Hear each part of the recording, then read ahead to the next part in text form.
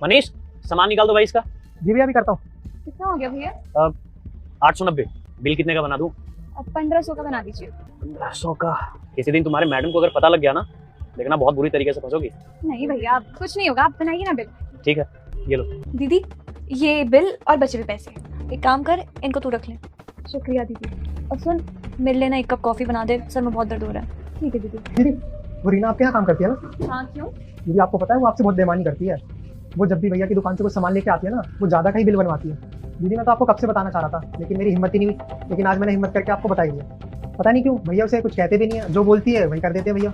हाँ, शर्मा जी मुझे ये सब पहले ही बता चुका। मैंने उनको ऐसा करने के लिए बोला। देखिए मैडम जी, शुरू में आई तो मैंने कर दिया, सोचा गरीब है कोई बात नहीं, सुधर जाएगी।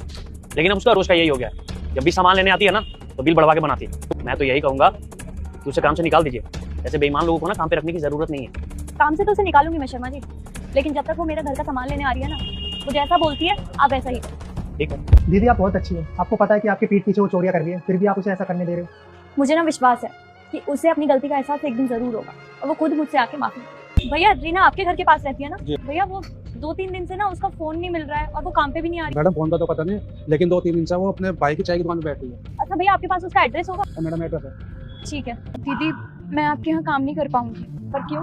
वो उस दिन मैंने आपकी सारी बातें सुनी थी। तो रीना ना अभी उम्र में बहुत छोटी है, उसने बचपन से ही अपने घर में गरीबी देखी है। जब भी वो पैसे देखती है उसके मन में लालच आ जाता है।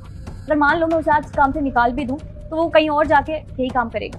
देखो, मैं तो बस इतना चाहती हूँ कि उसे अपनी गलतियों का एहसास खुद हो, वो खुद आके मुझसे माफी मांगे और सुधर जाए। सब कुछ जानने के बाद भी आपने मुझे कुछ नहीं कहा। मुझे तो खुद इतनी शर्म आ रही है दीदी कि अभी मैं आपसे नजर भी नहीं मिला पा रही हूँ, इसलिए मैंने काम छोड़ना ही ठीक समझा।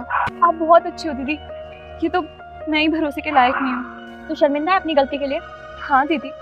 अब किसी के साथ दोबारा ऐसा नहीं करेगी ना? नहीं, कभी नहीं। ठीक है, तो फिर कल से काम पे आ जाना। मैं हमेशा से यही चाहती थी कि तुझे अपनी गलती का एहसास खुद हो, भले ही तुझे अपनी गलती का एहसास हमारी बात सुनते हुए हो, तुझे एहसास तो हुआ। अब किसी के साथ कभी गलत मत करियो, किसी का भरोसा मत करो। नहीं दीदी, नहीं तोड़ूंगी। ठीक है, फिर कल मैं तेरा इंतजार करूँगी। चल, मैं चलती हूँ। मनीष, सामान इसका पैक कर फटाफट जल्दी से। कितने का बिल बना दूं?